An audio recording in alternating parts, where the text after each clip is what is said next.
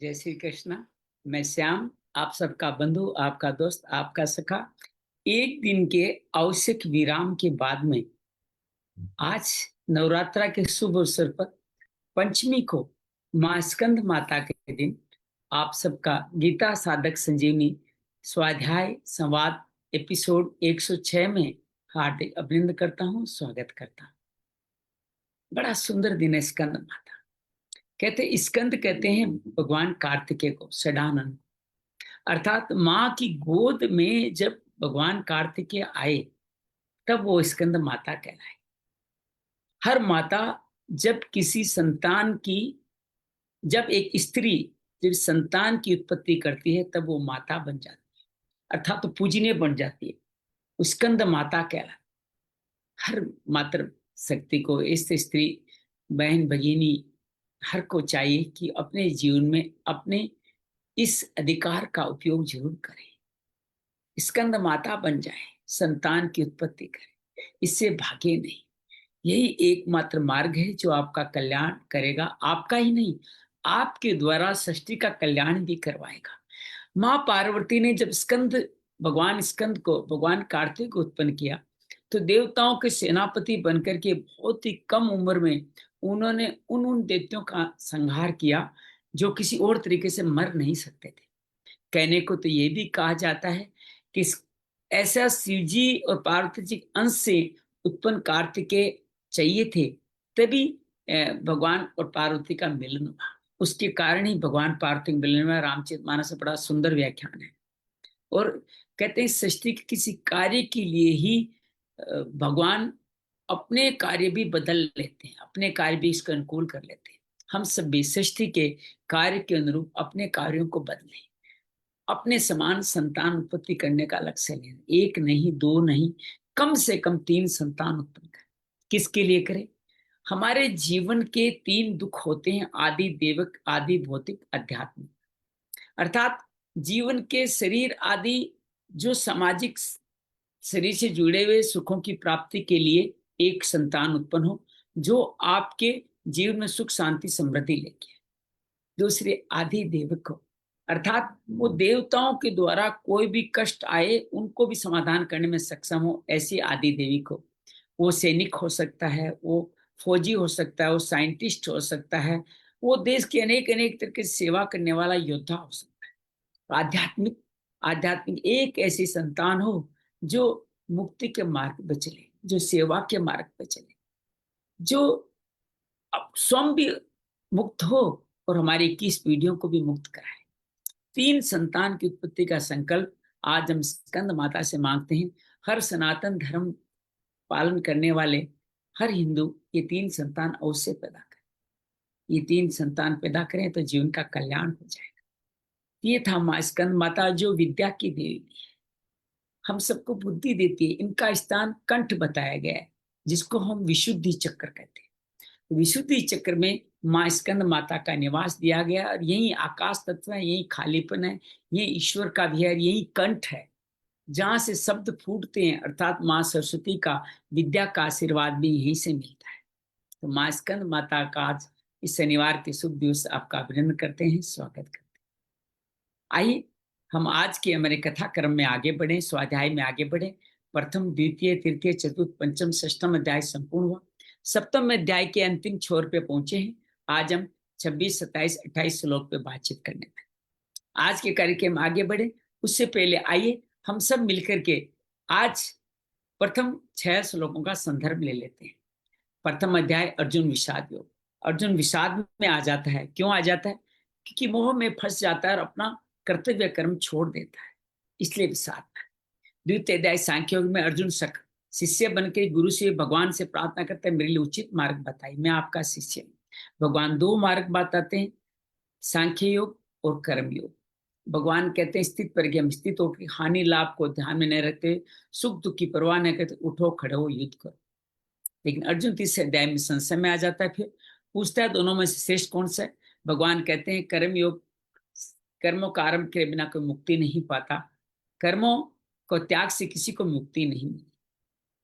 भगवान ये कहते हैं इंद्रियों के वश में होने के कारण, गुणों के वश में होने के कारण हर क्षण कर्म करना ही पड़ता है। भगवान ये भी कहते हैं तुम मिथ्याचारी मत बनो। हठ पूर्वक तो इंद्रियों को रोक लोगे, लेकिन मन से विषयों का आचरण करोगे, वो भी मिथ्याचार है। क्या करो? नियत कर्म करो, कुरु कर्म करो, ये गीता का सार है। यज्ञ कर्म करो, सेवा कार्य करो, स्व कर्म करो, तुम मुक्त होते चले जाओगे, तुम जीवन में आगे बढ़ते चले जाओगे। भगवान कहते हैं इस सृष्टि का रचना मैंने ब्रह्मा के माध्यम से किया, आपको रचा सेवा करने के लिए, साधन दिए, खुद उन्नत हो, दूसरों को उन्नत हो और मुझको पा जाओ। भगवान कहते हैं ऐसा जो नहीं करता, वो इस सामग्री का स्वयं के लिए इस्तेमाल करता है, वो चोर है। ये यज्ञों का अमृत जो पा लेता है वो मुक्त हो जाता है, जो ऐसा नहीं करता वो पापी कहलाता है, पाप पकाता है। भगवान कहते हैं हमारा जन्म अन्न से, अन्न वर्षा से, बल वर्षा जल से, जल वर्षा से, वर्षा यज्ञ से, सेवा कार्य से होती है, उसी में भ्रम स्थित हो। ये सृष्टि का चक्कर जो चलाता है मुझको पाता है, जो तोड़ता है वो घायु है, व्यर्थ जीवन जीता है। जो चलाता है वो आत्म तृप्त, आत्मरत, आत्म संतुष्ट होता है।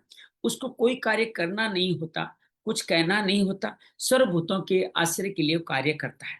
वो सारे समाचार अर्थात सेवा के कार्य करता है, और वो कार्य करते हुए अन्य लोगों को भी साथ लेता है। भगवान के जनक आदि लोग भी यही का किया करते थे। वो जो आचरण करते थे वैसे ही प्रमाण देते। मैं भी अजन्मा हूँ, मुझे भी कोई प्राप्य या प्राप्य नहीं, भी सावधान होकर सेवा कार्य करता हूँ, ताकि लोग मुझको देख करके वर्ण संकर न बन जाए। भगवान कहते हैं जो इस तरह का कार्य करते हैं मुझ में स्थित होते हैं, जिनकी बुद्धि में कोई भेद नहीं होता। अज्ञानी जो कर्म के संग में रह गए हैं, उनको भी आगे बढ़ाते हैं और उनको भी अपने साथ लेके चलते हैं। लेकिन उनकी प्रकृति गुणों के वश में होने के कारण वो ऐसा कर नहीं पाते, लेकिन ये कर पाते हैं कि गुण गुणेषु वर्तन्ते है। भगवान कहते हैं ये लोग जो गुण कर्म को जानते हुए कार्य करते हैं, मंद बुद्धि वालों को विचलित नहीं करते। भगवान अपना मत बताते हैं कि विवेक शक्ति को धारण करके, शरणशील होकर के, मेरे समर्पण करते हुए, निराशी निरंतर निर्मम होते हुए आप दोष श्रद्धा से मेरा भजन करें, मुक्त हो जाए। भगवान कहते हैं कि जो ये ऐसा नहीं करते वो कैसे होते हैं? वो व्यक्ति नीचे गिर जाते हैं, उनका पतन हो जाता है, उनकी इंद्रियों के अर्थ में बसती है, राग द्वेष में व्यवस्थित होते हैं, वो मेरे पंथ से गिर जाते हैं। भगवान का पथ है सेवा धर्म। स्वधर्म में मरना भी कल्याणकारी है और भोग आदि में जीना भी भयावह है। अर्जुन पूछता है सब ऐसा क्यों नहीं करते? भगवान करते हैं कामना के कारण। कामना से क्रोध, क्रोध दोनों रजोगुण से होते हैं। ये मेरे ज्ञान को ढक करके हमें मुक्ति के मार्ग से हटा देती है। ये महापापी मां शत्रु है, इसको मार डालो। शरीर से इंद्रियां सशक्त है, इंद्रियां से मन, मन से बुद्धि, बुद्धि कामना में जब लग जाती है तो आपको नीचे गिराती है, इसको मार डालो। तीसरे अध्याय में, चतुर्थ अध्याय में भगवान कर्म ज्ञान कर्म संन्यास योग में अर्जुन फिर पूछता है संन्यास योग श्रेष्ठ है? नहीं, भगवान बताते हैं कि सृष्टि कर्म योग की रचना कैसे हुई। सृष्टि के आरंभ में मैंने सूर्य का, सूर्य ने अपने पुत्र विश्वान को, और परंपरा चलती रही, फिर धीरे धीरे लुप्त हो गई। ये उत्तम ऐसी बात तुम सखा, इसलिए मैं तुम्हें दोबारा कह रहा हूँ। अर्जुन कहता है आप तो अभी क्या, आपने कब कह दिया? भगवान कहते हैं तेरे मेरे कई जन्म हो चुके हैं, मुझे याद है, तुम्हें याद नहीं। भगवान ये भी कहते हैं मैं अजन्मा अवयव अविनाशी, मैं अजन्मा अवयव अविनाशी, अपनी प्रकृति को अधीन करके योग माया के माध्यम से जब जब धर्म की हानि होती है, अधर्म का बढ़ावा होता है, भक्तों का कल्याण करने के लिए, विनाशकारी शक्तियों को अंत करने के लिए प्रकट होता है। मेरे जन्म कर्म दिव्य है, जो जान लेता है वो मुक्त हो जाता है। वो वीतराग भक्ति से, क्रोध से मुक्त होकर मुझ पे आश्रित होकर के ज्ञान को प्राप्त करता है, मेरी भक्ति में रमन करता है, और वो सब कुछ पा जाता है। लेकिन जो देवताओं को भजते हैं वो सिद्धियां पाते हैं, जो कलयुग में स्वाभाविक सिद्ध हो जाती है, और इस तरह बार बार सिद्धि के माध्यम इस लोक में परलोक में भटकते रहते हैं। ये चातुर्वण्य मया सिस्टम, चारों वर्ण मैंने रचे, गुण कर्म विभाग के आधार। लेकिन मैं बंधन में नहीं बनता, मैं करता नहीं, निबंध में नहीं बनता। भगवान कहते हैं मुमुक्षु जानते, तुम भी जान जाओ और मुक्त हो जाओ। कर्म क्या है, अकर्म क्या है, विकर्म क्या है, ये जानने वाला पंडित, न जानने वाला मोहित हो जाता है। कोई भी कार्य करते में एक करता भाव, फल की आसक्ति का भाव अकर्म कहलाता है। कर्म में अकर्म को देखे, एक कर्म में कर्म को देखे, निषिद्ध कर्म विक्रम कभी न करे। काम संकल्प से वर्जित होकर के उनको कोई काम करना आरंभ नहीं होता, और वो इस तरह से सेवा कार्य के नित्य तृप्त रहते हैं। निराश्रिय, त्यक्त सर्व परिग्रह, सभी परिग्रह होता, केवल शरीर के लिए ही साधन करते हैं। संतुष्ट रहते हैं, जो मिल जाए उसमें द्वंद से अतीत रहते हैं, विमर्श रहते हैं, सिद्धि सिद्धि संभ्या बंधन में नहीं बदते, ज्ञान में स्थित होते हुए यज्ञ आदि कार्य करते अपने कर्म फलों को संपूर्ण कर देते, अर्थात वो ब्रह्म यज्ञ करते हैं, देव यज्ञ करते हैं, वो विषयाग्नि का हवन करते हैं, इंद्रियाग्नि का हवन करते हैं, सब इंद्रियों को कूटस्थ करते हुए, कुंभक लगाते हुए, समाधि लगाते हैं, द्रव्य यज्ञ, तप यज्ञ, ज्ञान यज्ञ, स्वाध्याय यज्ञ और योग यज्ञ संसित व्रत करते हैं, प्राण अपान को समभर के कुंभक स्तंभ वर्ती के द्वारा नेत हार करते, इन्हीं सभी यज्ञों के द्वारा मुक्ति को पाते हैं। लेकिन द्रव्य यज्ञ से ज्ञान यज्ञ श्रेष्ठ है। तुम अगर ज्ञानी के शरण में जाना चाहते हो तो एक तत्वदर्शी ज्ञानी को ढूंढो, उनको नमन करो, उनको सेवा करो, उनसे प्रार्थना पर सवाल पूछ के अपने संशय का समाधान करके मुक्ति को प्राप्त हो जाओ। लेकिन भगवान कहते हैं कर्म योगी श्रेष्ठ है, वो शांति को जल्दी प्राप्त होता है, योग संसित होता है। क्यों होता है? वो श्रद्धावान संहिते थे मेरे प्राण होकर के परम शांति को प्राप्त। ऐसे श्रद्धा रखने वाले, संशय रखने वाले, विवेकहीन कभी मुक्ति नहीं पाते इस जन्म में, अगले जन्म में। तुम योग में स्थित हो जाओ, अर्थात सेवा कार्य करो, ज्ञान में स्थित हो जाओ। ज्ञान से तुम्हें कोई कार्य करना नहीं है, तुम किसी कार्य में नहीं बदोगे। संशय रूपी अज्ञान को ज्ञान रूपी तलवार से काटो, उठो, खड़े हो, युद्ध करो। पंचम अध्याय कर्म ज्ञान कर्म संन्यास योग में भगवान अर्जुन कहते हैं संन्यास श्रेष्ठ है, कर्म श्रेष्ठ है। भगवान कहते हैं दोनों ही श्रेष्ठ है, लेकिन कर्म योग विशिष्ट है। जो कर्म योगी निर्द्वंद होते हैं और वो संतुष्ट रहते हैं, नित्य सन्यासी होते हैं, उनको सुखों का बंधन नहीं रोकता। और बाद में ये भी कहते हैं कर्म योगी और सांख्य योगी अर्थात ज्ञान योगी दोनों एक ही परम फल मुझे पाते हैं। और जो ऐसा समझते हैं वो ठीक समझते हैं। भगवान ये भी कहते हैं संन्यासियों के बड़ा दुख है, लेकिन कर्म योगी योग युक्त मुनि की तरह शांति को प्राप्त होते हैं। वो सेवा कार्य करते विशुद्ध आत्मा बन जाते हैं, आत्मा को जीत कर जितात्मन हो जाते हैं, इंद्रियों को जीत के जितेंद्रिय हो जाते हैं, सर्वभूत मुझे रखते हुए कर्म में नहीं बंधते। हालांकि ज्ञान योगी भी उठते बैठते खाते देखते सोते हुए इंद्रियों के वश में नहीं रहते, वो भी शरीर ही में स्थित रह के मुझको पाते हैं विवेक के द्वारा। भगवान कहते हैं इस तरह उन ब्रह्म के जो संग हो जाते हैं उनको कोई कार्य करना नहीं होता, इसलिए पाप से लिप्त नहीं होते। जैसे कमल का फल, कमल का पत्ता पानी से स्पर्श नहीं करता, वो काया मन बुद्धि को मेरे में स्थापित करते हैं और सेवा कार्य करते हुए शुद्ध हो जाते हैं। वो कर्म फल से युक्त नहीं होते, सान्निष्टिकम शांति को प्राप्त होते हैं और कर्म काम कार्य से अयुक्त होकर फल शक्ति में नहीं बनते।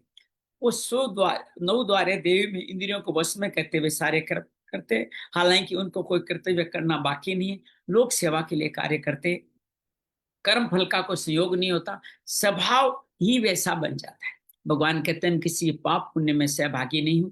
अज्ञानी है जो आपको जानवर तरह भोगों में लगाता है। भगवान ये कहते हैं कि जो इस ज्ञान को पा लेता है वो अपने सारे ज्ञान का नाश करता है और प्रकाशवान हो जाता है। प्रकाशवान होकर क्या करता है? मेरे प्राण होता है, उनकी निष्ठा मेरे पे समर्पित होती है, अपने समस्त कलमश को काट कर पुनरावृत्ति को प्राप्त होता है।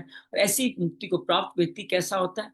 वो विद्या विनय संपन्न ब्राह्मण, चंडाल, कुत्ता, गाय, हाथी में समदर्शी होता है और वो ब्रह्म में स्थित होकर निर्दोष होकर जिसको प्राप्य अप्राप्य नहीं, प्रिय अप्रिय नहीं, स्थिर बुद्धि वाला, वो हमेशा ही लोगों की अपनी इंद्रियों के सुखों में बढ़ के जो मिले साधन उनसे सेवा करते हुए सात्विक सुख पाता है, मुझको समर्पित करके आत्यंतिक सुख पाता है।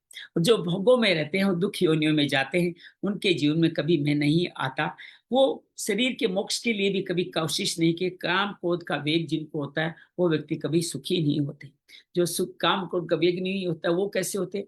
अंतरात्मा में सुखी होते, ज्योति प्राप्त करते हैं, ब्रह्म निर्माण ब्रह्मभूत को प्राप्त करते हैं।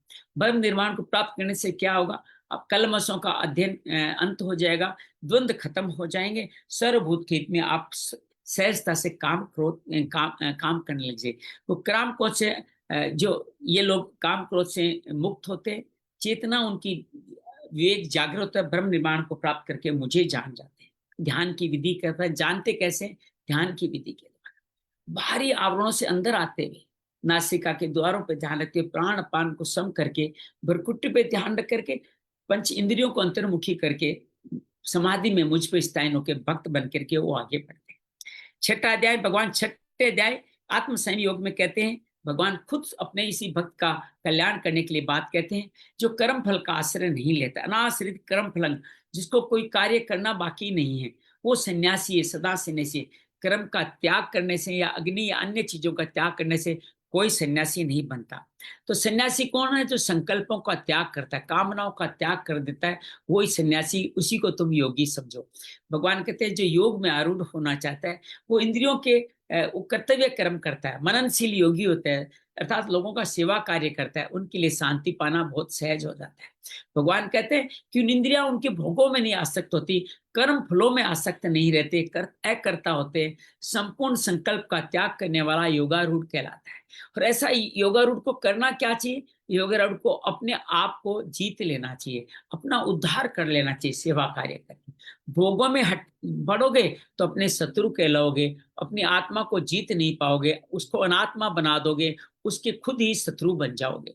भगवान इस तरह अनात्मा जीतने की बात कहते हैं, आत्मा को जीत लेगा, वो प्रशांत सर्व शांत हो जाएगा, परमात्मा उसके हित में कार्य करेंगे, वो सुख दुख हानि लाभ अनुकूल प्रतिकूल परिस्थिति में समभाव में रहेगा।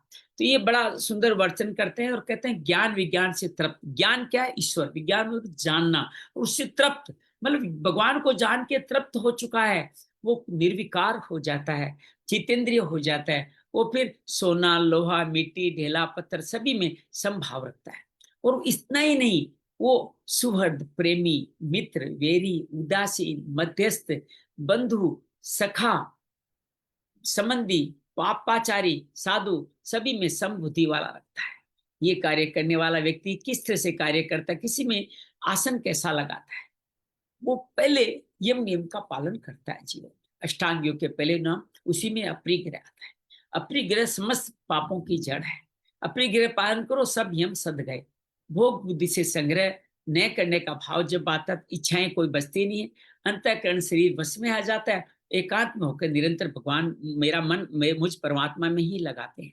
भगवान कहते हैं ऐसे व्यक्ति को शुद्ध जगह पे न ऊंचे ना नीचे, चेलाजीन कुशोत्रम, 3 तरह के आसन बिछा करके स्थापन करके कैसे करना चाहिए? मन को एकाग्र करना चाहिए, विकसित मन को एकाग्र करते हुए, और आप अंतःकरण की शुद्धि के लिए योग का अभ्यास की। योग से फायदा क्या होगा? मन बुद्धि चित्त अहंकार शुद्ध हो जाए।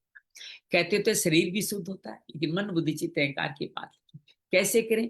शरीर गला सिर को एक सीधी रेखा में दसों दिशाओं में नए झांकते हुए वो अपने नासिका के द्वारों पे अर्धन मूलित आंखों से झांकते हुए बैठे, इस आसन में उसका कल्याण हो जाएगा, क्योंकि अंतःकरण आपका शांत हो जाएगा, क्योंकि श्वास प्रश्वास में आपका नियंत्रण है।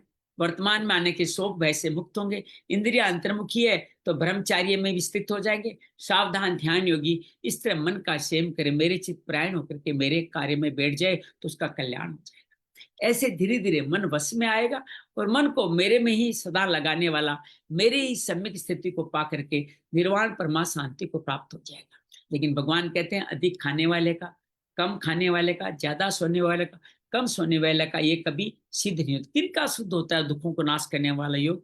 युक्ताहार विहार से, अर्थात सात्विक भोजन या नवरात्रों में समय समय पे उपवास फलाहार करने वाला का, यथा योग्य कमाने के लिए यथायोग्य चेष्टा करने वाले का, विहार करने के लिए युक्त स्वप्न अबोधस्य, अर्थात जागते हुए सेवा कार्य करें, न कि सोते हुए भोग करते रहे, उनका सिद्ध होता है। 24 घंटों का वर्णन करते हुए भगवान कहते हैं इस तरह धीरे धीरे वन में बस हो जाएगा और अपने शुरू में स्थित हो जाओगे। संपूर्ण पदार्थ फिर आपको टच ही नहीं करेंगे, निष्प्रह हो। फिर आपको 3-4 दिन आप व्रत कर लेते हो ना, जैसे आज मेरा 5वां दिन है, तो मेरी 6ठा दिन है, बल्कि आज देखा जाए तो नवरात्रा एक बार एक्स्ट्रा है।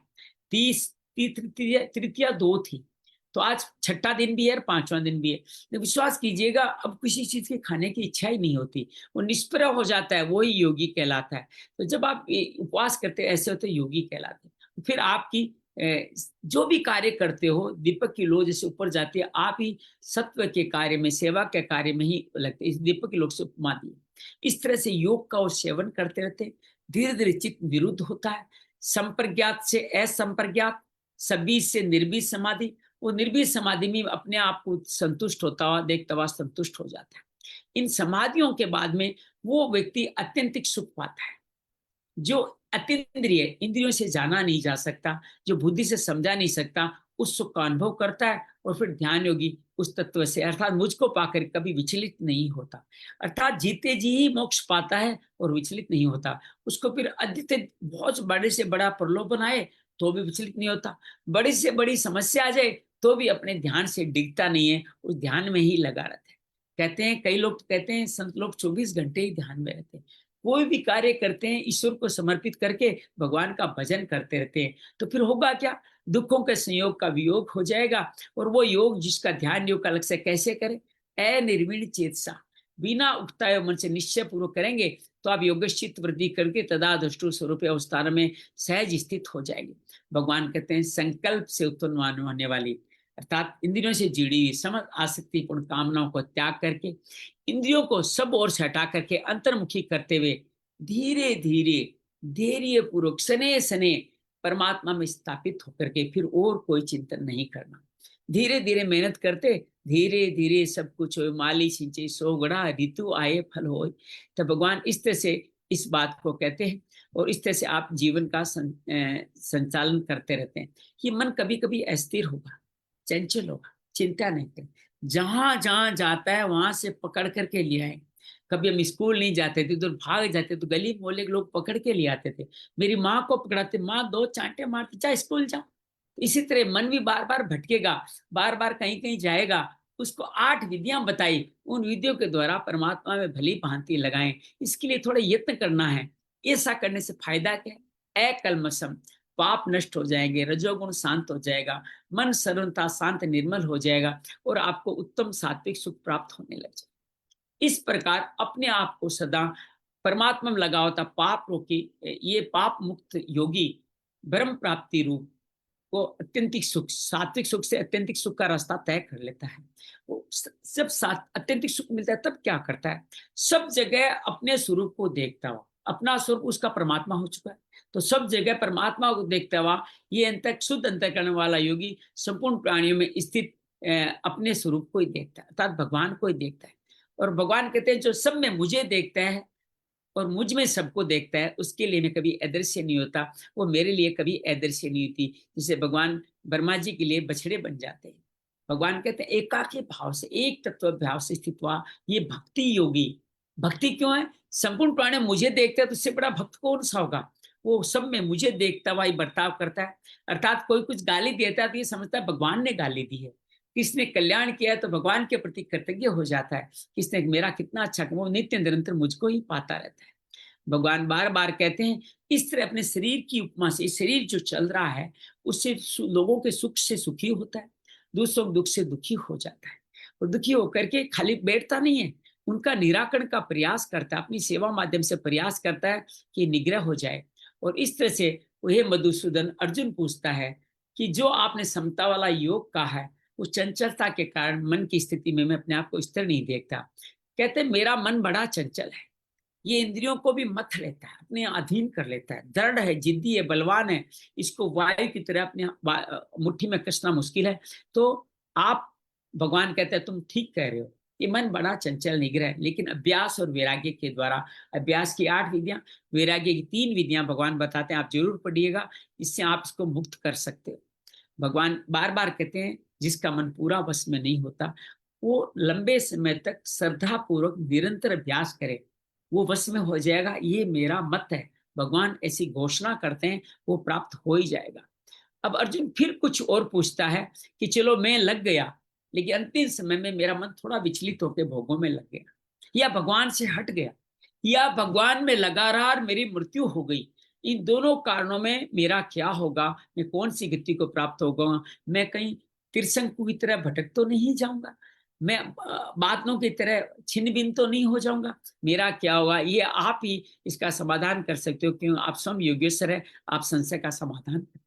भगवान कहते हैं हे परखानंदन, जो इस तरह के सेवा कार्य में या मेरे में लगता है, किंचन मात्र भी लगता है, उसका कभी विनाश नहीं होता, कभी न इस लोक में न परलोक में कभी दुर्गति नहीं होती। अब भगवान उसके आगे की बात कहते हैं, जो थोड़ा नहीं ज्यादा लग चुका है, अंतिम समय थोड़े समय के लिए विचलित हुआ है, वो व्यक्ति स्वर्ग लोक का एक परीक्षा पार करता है, वहां विघ्न मिलता है, स्वर्ग आदि विघ्न, उनको पार करके वो कहाँ जन्म लेता है, जो श्रीमान जो संपन्न लोग हैं उनके घर में जन्म लेता है। लेकिन वो लोग जिनको वासना बिल्कुल नहीं उकसाती, वो स्वर्ग आदि का परीक्षा नहीं देते, वो सीधे के सीधे योगियों के घर में जन्म लेते हैं और उनको ये जन्म दुर्लभ तर कहा जाता है। तो दोनों जन्म लेके करते क्या है, वो कहते हैं जहां पर जो योगी कुल में जन्म लेते हैं वहां उनको बहुत जल्दी पुनर्जन्म की, मनुष्य जन्म की पूर्व की जो साधन सामग्री जो करी है, पुराना खजाना उनको मिल जाता है और फिर दोबारा साधन की सिद्धि में अपग्रेड होकर वो कार्य करने लग जाते हैं। लेकिन जो लोग स्वर्ग आदि भोग करके, स्वर्ग आदि की परीक्षा पार करके श्रीमानों के घर में जन्म लेते हैं, उनको थोड़े भोग मिलते हैं, थोड़े भोगों में फिर परीक्षा होती है। और जब फिर मैं उनको थोड़ा पटकनी दे करके, थोड़ा उनको दुख देके अपनी तरफ खींच लेता हूँ, और वो फिर जिज्ञासु जैसे वेदों में सकाम कर्मों का अतिक्रमण करता है, वो भी अतिक्रमण करके आगे बढ़ के मुक्ति को पहुंच जाते हैं। भगवान यहाँ जिज्ञासु का भी जिक्र करते हैं कि वो भी, जो जिज्ञासा करने वाले वो भी मुक्ति पाते हैं। लेकिन जो योगी प्रयत्न पूर्वक यत्न करता है, जिसके पाप नष्ट हो जाते हैं, वो अनेक जन्मों से, अब इन दोनों के अलावा भी कहते हैं, जिज्ञासु की बात करते हैं, कई जन्म लग सकते हैं उसको, लेकिन अनेक जन्मों से सिद्ध हुआ योगी मुझ परम गति को प्राप्त हो जाते हैं। ऐसा योगी का चिंतन करते हुए कहते हैं, सकाम तपस्या करने वालों से ये योगी श्रेष्ठ है। जो ज्ञान का बांटते हैं लेकिन ज्ञान का आचरण नहीं करते, उन ज्ञानियों से भी श्रेष्ठ है। जो सेवा कार्य करते, स्वर्ग आदि पुण्य फलों की कामना करते हैं, उन निष्कर्मियों से भी ये श्रेष्ठ है। तुम योगी हो जाओ। और सर्वश्रेष्ठ योगी कौन है? जो भगवान में श्रद्धा रखता है, तो भगवान कहते हैं तुम सर्वश्रेष्ठ योगी बन जाओ। और इसी बात को छठे अध्याय के संपूर्ण करते हुए भगवान सातवें अध्याय में प्रवेश करते हुए इसी बात को आगे बढ़ाते हैं कि ये जो भक्ति योगी, जो सर्वश्रेष्ठ योगी है, वो कैसा होता है। मया आसक्त मना, मुझ पे आसक्त होता है। मदाश्रय, मुझ पे आश्रित मेरे शरणागत होते हुए वो अभ्यास करता है। समग्र रूप से निसंदेह ही जिसको जानेगा उस विधि को तुम सुनो। वो मुझको जान जाता है, शरण होता है। कैसे होता है? मेरे आश्रय होता है, मेरा अधीन लेता है, मेरा अवलंबन लेता है, प्रपन्नता में मुझे याद करता है, मेरा ही सहारा लेता है। वो मेरा पक्का ग्राहक है जी, वो मेरे अलावा दूसरी दुकान जाता ही नहीं है। भगवान यहाँ कहना चाहते हैं ये। पर भगवान ये कहते हैं, ज्ञानम तय से विज्ञानम वक्ष्या में शेषते। भगवान ये तेरे लिए मैं ये विज्ञान से दी। ज्ञान क्या है? भगवान को पाना। विज्ञान क्या है? उसको पाने की विधि। मैं तुम्हारे को ये संपूर्णता सिखाऊंगा। इसको जानने के बाद तुम्हें और कुछ जानना श्रेष्ठ नहीं रहेगा। आज मैं सोच रहा था, मेरी वाणी इतनी मधुर कैसे बोल रही है। सामने माता जी जो बैठी हैं, आदरणीय माता जी दुर्गा देवी को नमन है कि आप हमारे सामने बैठी है, इसलिए आज सुंदर सुंदर वाणी अपने आप निकल रही है। माँ स्कंद माता को सुनाना जो है इसलिए निकल रही है। तो इतनी सुंदर बात है, इसलिए हो रही है। तो आप सबका अभिनंदन है, स्वागत है। भगवान इस तरह कहते हैं कि वो हजारों मनुष्यों में से कोई एक व्यक्ति मेरे लिए प्रयास करता है, उसको सिद्ध कहते हैं। लेकिन सिद्ध व्यक्ति कई बार सिद्धियों में अटकता भटकता है तो मेरे तक नहीं आता। तो ऐसे हजारों में से एक, तो करोड़ों में से सिद्ध कई हो जाएंगे। उन सिद्धों में से कोई एक मेरी मुक्ति के लिए प्रयास करता है, रोज मुझे यथार्थ रूप से जानता है। भगवान का यथार्थ रूप क्या है? भगवान यह बताते हैं मेरा यथार्थ रूप क्या है। वो ये कहते हैं कि अष्टधा प्रकृति मेरा रूप है। कौन सा अष्टधा प्रकृति? पृथ्वी, जल, अग्नि, वायु, आकाश, ये स्थूल शरीर। मन, बुद्धि, अहंकार, सूक्ष्म शरीर, ये अपरा प्रकृति है। और कारण शरीर, इन सब का कारण परा मैं हूं, जीव मैं हूं। मैं जीव आत्मा होके आता हूं, तो इनके संयोग से जगत का धारण किया जाता है, ये जगत बनता है और जगत उसी के मध्य संचारित होता है। तो अपरा और परा का संयोग से ही ये जगत बनने वाला। उसका संयोग नहीं हो तो ये कभी जीवन नहीं बनता। और ये जीवन बनता क्यों है? क्योंकि मेरी इच्छा है। मैं जगत का संपूर्ण का प्रभव में हूं और प्रलय भी मैं हूं, ब्रह्मा भी मैं हूं, शंकर भी मैं हूं। आजकल मैं श्रीमद् भागवत में द्वितीय स्कंद का अंतिम अध्याय 10वां पढ़ रहा हूं। उसके अंदर भी यही कहते हैं, भगवान को एक से अनेक होने का मन में मन हुआ और भगवान विराट ब्रह्म से धीरे धीरे जैसे अपने शरीर के इंद्रियां आदि उत्पन्न करते गए और अपने आप का विकास कर लिया, और फिर उससे ही समस्त सृष्टि का विकास हुआ। अर्थात एक से अनेक हुए, ये भगवान की इच्छा थी, इसलिए भगवान ने हम सबको उत्पन्न किया। और भगवान कहते हैं मेरे इस मत के अलावा, कौन सा मत? परा अपरा, मैंने ही प्रभव पर किया, इस मत के अलावा कोई भी तुम्हारा जीवन का कारण नहीं है। सूत के धागा में हूं, उसकी मणियां जो तुम हो, सूत का धागा को आप अपरा मान लीजिए और मणियों के धागा हमको, इस शरीर को अपरा मान लीजिए। इस तरह संपूर्ण जगत मेरे में ही ओतप्रोत है, मुझ में ही संपूर्ण जगत बना हुआ है। भगवान इसी बात को आगे हे कुंती नंदन और स्पष्ट करते हैं, जलों में रस में हूं, शशि चंद्रमा और सूर्य की आभा प्रकाश में हूं, संपूर्ण वेदों में प्रणव ओंकार में हूं, आकाश में शब्द में हूं, और मनुष्य में पुरुषार्थ धर्म अर्थ काम मोक्ष भी मैं ही हूं। भगवान अपनी विभूतियों का वर्णन यहीं से शुरू कर देते हैं, जो 11वें अध्याय तक चलने वाला है। पृथ्वी में पवित्र गंध में हूं, अग्नि में तेज में हूं, संपूर्ण प्राणियों की जीवन शक्ति अर्थात वायु तत्व में हूं, तपस्या में तपस्या भी मैं हूं। तो भगवान इस तरह से अपनी विधियों को बताते हैं कि संपूर्ण प्राणियों का आदि अनादि बीज, मैंने कहा ना भगवान अब एक से अनेक हुए, तो एक से अनेक जो होता है वही तो बीज होता है। हमारी माँ के एक बीज से हम 11 उत्पन्न हुए, तो तात्पर्य उन हम सब का बीज कहाँ था? माँ के गर्भ में था। और वहां से अनादि बीज में हूं, बुद्धिमानों की बुद्धि में हूं, तेजस्वियों का तेज में हूं। अब आगे और क्लियर करते हैं कि भगवान ये कहते हैं कि जो बलवान है, हर बलवान का बल मैं नहीं हूं, जो काम और राग से रहित है। बल पाने वाले अक्सर अपने अहंकार में, काम में, राग में जुट जाता है, कल्याण नहीं कर पाता। रावण नहीं कर पाया, कंस नहीं कर पाया, दुर्योधन नहीं कर पाया, क्योंकि काम रोग के कारण वो भगवान का, उनका बल भगवान का बल नहीं था। उसी तरह से जो खाली कामना में, संसर्ग में लगे रहते हैं, उनके लिए भगवान ने कहा धर्म से अवियुद्ध धर्म ब्रह्मचार्य धारण करते। कहते हैं अपनी संतान उत्पत्ति के लिए अपनी धर्म पत्नी के पास जाना ब्रह्मचर्य ही कहलाता है। उसके आधार से जो कार्य करता है धर्म के सहित कार्य करता है, ये भगवान यहाँ बताते हैं। भगवान ये कहते हैं ये तीनों, और तो क्या कहूं, सत्व रजस तमस, ये तीनों भाव भी मुझसे ही है, लेकिन मैं इनमें नहीं हूं, ये मेरे में नहीं है। मैं इनमें नहीं हूं, ये मेरे में नहीं है। भगवान इस बात को कहते हुए आगे और बढ़ाते हुए अगले श्लोक में इसी को और स्पष्ट करते हैं, तीनों गुणों की माया बताते बताते कि तीनों गुणों की माया है, ये तीनों भावों से मोहित, ये संपूर्ण जगत मोहित हो गया है। मोहित के भाव बताते हैं। मोहित होकर क्या करता है? मुझे अविनाशी को नहीं जानता, मेरी माया के कारण मुझे नहीं जानता। भगवान कहते हमें नहीं जानता, उसके पीछे भी मेरी ही माया है। फिर गुणों की माया के कारण मुझे नहीं जानता। फिर मोह के कारण बताते भगवान कहते हैं मेरी गुणमयी माया बड़ी दूर है। खुद कहते हैं मेरी माया है, इसे पार पाना कठिन है। तो कोई भी आदमी कोई गेम बनाता है, कोई खेल बनाता है, तो क्या करता है? उसमें कुछ पड़ाव बनाता है। थोड़ा गेम मुश्किल हो तो ही तो खेलने में मजा आता है। तो भगवान कहते हैं इस तीनों गुणों के आधार पे मैंने अपनी माया को थोड़ा दूरत्य बनाया है, और मेरे शरण, जो मेरे शरण होते हैं वही इस माया को पार पा जाते हैं। उनके बारे में भगवान यहाँ बार बार बताते हुए अगले श्लोक में प्रवेश करते हैं। भगवान कहते हैं माया के द्वारा जिनका ज्ञान हर लेते हैं। अब कहते हैं माया क्या आती है? ज्ञान को अज्ञान में बदल देती है। फिर आप क्या करते हो? फिर आसुरी शक्तियों का आश्रय लेते हो। आसुरी शक्तियां कौन सी? लोभ मोह क्रोध, उनके आश्रित हो जाते हो। और फिर आश्रय लेके क्या जो काम करोगे वो भी नीच काम करोगे, लोभ के अधीन होके, कामना का अधीन करके, और फिर पाप कर्म में लीन हो जाओगे। फिर आप मूड कहलाओगे। पहले कह दिया कामों में आसक्ति वाला मूड है, और फिर वो ऐसे व्यक्ति मेरे शरण में तो आते ही नहीं। तो यहाँ तक भगवान 15 अध्याय के 16 अध्याय में 16 श्लोक प्रवेश करें। अंजलि से निवेदन करते हैं कि 16 से लेकर के 22 तक आप पढ़े। 16 से लेकर 22 तक एक बार 10 श्लोकों का आचरण इस नवरात्र के शुभ अवसर पर करें। चतुर्विद्या से आप करें, भक्तों का चित्रण 16 श्लोक से करें। जय श्री कृष्ण।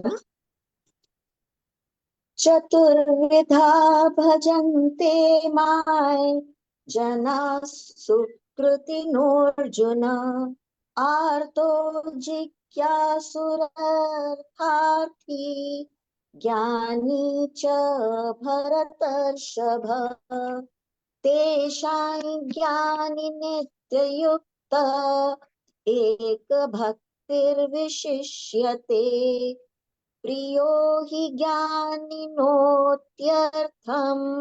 अहं स च मम प्रियः उदारा सर्व एवैते ज्ञानी त्वात्मैव मे मतम् आस्थितः स हि युक्तात्मा मामेवानुत्तमां गतिम् बहूनां जन्मनामन्ते ज्ञानवान् मां प्रपद्यते। वासुदेवः सर्वमिति स महात्मा सुदुर्लभः। कामैस्तैस्तैर्हृतज्ञानाः प्रपद्यन्तेऽन्यदेवताः। तन्तन् नियममास्थाय प्रकृत्या नियता स्वया।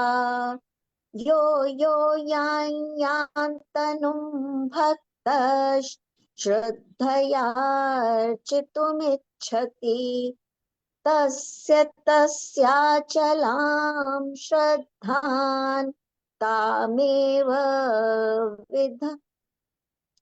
विधाम्यहम्।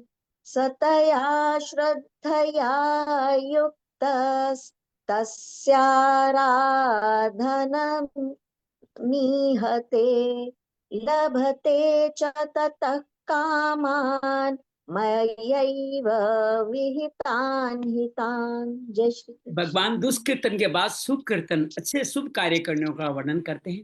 ये 4 तरह का इनका वर्गीकरण करते हैं। जो अनुकूल परिस्थिति को चाहते हैं वो अर्थार्थी है। जो प्रतिकूल परिस्थिति से बचना चाहते हैं, उससे मुक्ति चाहते हैं, वो आर्थ है। जो मुझे जानना चाहते हैं, अपने आप को जानना चाहते हैं, अपने आप को जानना ही भगवान को जानना है, वो जिज्ञासु कहलाते हैं। और जो प्रेमी होते हैं वो मेरे कहलाते हैं। भगवान कहते हैं कि ध्रुव थे वो अर्थार्थी थे, और जो आपकी उत्तरा थी वो आर्थ थी। उद्धव जिज्ञासु थे, लेकिन जो मेरी गोपियां हैं वो सब के सब मेरे प्रेमी ज्ञानी भक्त है। ज्योतियों की ज्ञान का तात्पर्य यहाँ प्रेमी से है, ज्ञान का तात्पर्य ज्ञान से नहीं है। कि गोपियों को कोई ज्ञान नहीं था, फिर भी उद्धव को कल्याण कर देती है, उद्धव को ज्ञान दे देती है। भगवान ये कहते हैं ये चारों के चारों भक्त बड़े उदार हैं। अर्थात इन जो मुझे याद करते हैं वो मेरे पे उदारता करते हैं। कैसी बात कही है भगवान ने। हल्का सा भगवान का ध्यान कर भगवान उनको उदार कह देते हैं, लेकिन ज्ञानी तो कह रहे हैं मेरा ही स्वरूप है, मुझसे भिन्न नहीं होता, और ज्ञानी से श्रेष्ठ कोई गति नहीं है, वो मुझ में ही दृढ़ स्थित है। तो गोपियों की गति को भगवान यहाँ श्रेष्ठ बताते हैं। और इसी बात को अगले श्लोक में और बढ़ाते हुए भगवान यहाँ कहते हैं कि बहुत जन्मों के अंतिम जन्म में, ये जन्म कब मिलता है प्रेमियों का? अंतिम जन्म में। और तब वो क्या कहता है? सब कुछ परमात्मा है। इसका नाम बड़ा सुंदर लिखा है, सर्वम वासुदेवम इति। सब कुछ भगवान है। ऐसा प्रेमी, ऐसा ज्ञानी मेरे शरण हो जाता है। लेकिन ऐसे महात्मा दुर्लभ है। गोपियां बाद में थोड़ी बार बार पैदा हुई। मीरा के रूप में एक गोपी आ गई जो भगवान में लीन हो गई, लेकिन अन्य गोपियां उसके ऐसी गोपियां बाद में नहीं आ पाई। आज भी लोग सखी भाव में जीते हैं वृंदावन में, कि गोपियों की तरह हम भी ललिता बन जाए, हम भी विशाखा बन जाए, हम भी मुक्ति पा जाए, हम भी राधा बन जाए। लेकिन ये सहज नहीं है, इतना आसान नहीं है। तो भगवान इस बात को अलग तरह से बताते हैं। संत किस तरह से हमारे लिए नीचे गिर के हमारे स्तर पे आकर के हमें समझाते हैं, साप और वरदान देकर भी हमें बताते हैं। भगवान 20वें श्लोक में कहते हैं, लेकिन जिनका कामनाओं से ज्ञान हर लिया गया है वो अपनी प्रकृति स्वभाव से नियंत्रित हो गई। स्वभाव प्रकृति उनको नियंत्रित, अष्टा प्रकृति नियंत्रित करती है। स्वभाव मन बुद्धि अहंकार नियंत्रित करते हैं। वो क्या करते हैं? वो देवताओं को, उन देवताओं को धारण करके उन्हें देवताओं के शरण हो जाते हैं। वो मुझे नहीं बसते, कामनाओं के आसक्त होकर के, नियंत्रित होकर के देवताओं के पास जाते हैं। मेरी ये इच्छा पूरी होगी, ये मुझे चाहूंगा। तो इस तरह जो जो भक्त, उन भक्तों का होता क्या है? जो जो भक्त देवताओं को समर्पित होते हैं, श्रद्धा, जिसका पूजन चाहता है, मैं उस देवताओं में ही उसकी श्रद्धा को स्थिर कर देता हूं। अर्थात देवता के पास जाओ भले ही आप, लेकिन जाने के बाद में फल मेरे कारण ही मिलेगा। मैं आपकी श्रद्धा वहां करूंगा, जो आप चाहेंगे वो आपको मिलता चला जाएगा। इसी को 22वें श्लोक में कहते हैं, उस तरह जो श्रद्धा से युक्त होकर उस देवता की आराधना उपासना करता है, उस देवता की जो सामर्थ्य है अंत में अपने लोक तक ले जाए, ज्यादा से ज्यादा वो कामना मैं पूरी करता हूँ, वो मेरे द्वारा ही पूरी होती है। देवता पूरी कर ही नहीं सकते, मैं करता हूँ। हाँ, देवताओं को जाओ मांगो, लेकिन श्रद्धा के अनुकूल मैं सामग्री दूंगा। लेकिन उन देवताओं के पास जाकर के आप मुझको मांगोगे तो मैं कामना भी पूर्ति करूंगा और मुक्ति भी दूंगा। तो देवताओं के पास मंदिरों में जाना कोई गलत नहीं है, लेकिन वहां जाके क्या बार्गेनिंग करते हो, क्या मांगते हो, ये पूर्ण है। सलाह से निवेदन करूंगा, 23, 24, 25 श्लोक आप पढ़े। 34, अंतवंतु फलम, क्या क्या मिलता है अंत के फल जय में? श्री कृष्ण। जी जी। अंतवन्तु फलं तेषां तदभवतल्लप्यमेधसाम् देवान् देवयजो यान्ति मदभक्त्या यान्ति मामपि अव्यक्तं व्यक्तिमापन्नं मनयन्ते मामबुद्धयः परं भावमजानन्तु ममाव्ययमनुत्तमम् नाहं प्रकाशः सर्वस्य योगमाया समावृतः मूढो यन्नाभिजानाति लोको मामजमव्ययम्। लेकिन भगवान को अल्प मेधसाम कहते हैं, जो देवताओं से भोग मांगते हैं। तुच्छ बुद्धि वाले मनुष्यों को देवता की आराधना का जो फल मिलता है वो अंतवान है। देवता स्वयं उनका अंत होने वाला है एक समय के बाद में, तो उनके फल भी तो अंत वाले होंगे।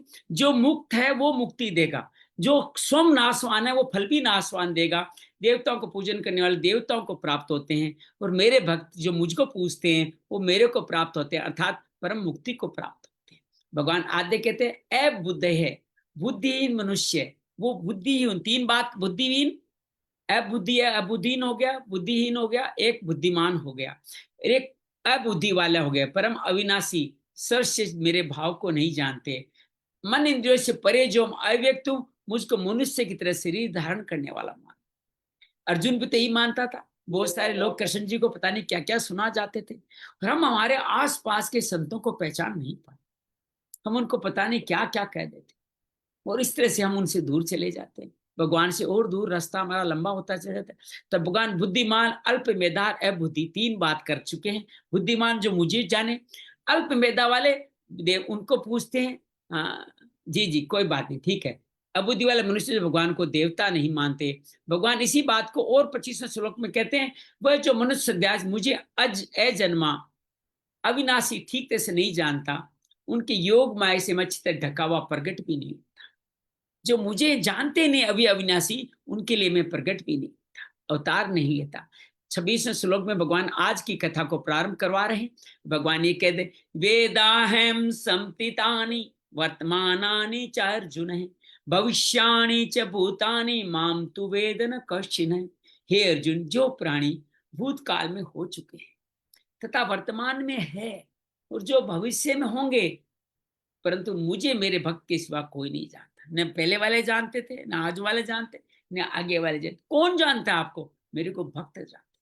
वेदाम संतितानि मातु वेद न कश्चिन। या भगवान ने प्राणियों के लिए भूत वर्तमान भविष्य काल के तीन विशेषण दिए, पर अपने लिए अहम वेद है, मैं ही वेदू का वर्तमान काल का ही प्रयोग किया है। तात्पर्य भगवान भूत भविष्य में नहीं है, वर्तमान में है, और भगवान की दृष्टि में तीनों है। भूत के प्राणी, भविष्य वर्तमान प्राणियों, सभी भगवान की दृष्टि में। लेकिन भगवान से वर्तमान होने से भगवान सभी को जानते हैं। जो वर्तमान में होता है भूत भविष्य को भी जानते हैं। भगवान कहाँ है? वर्तमान में। इसलिए श्वास को भगवान बताया गया।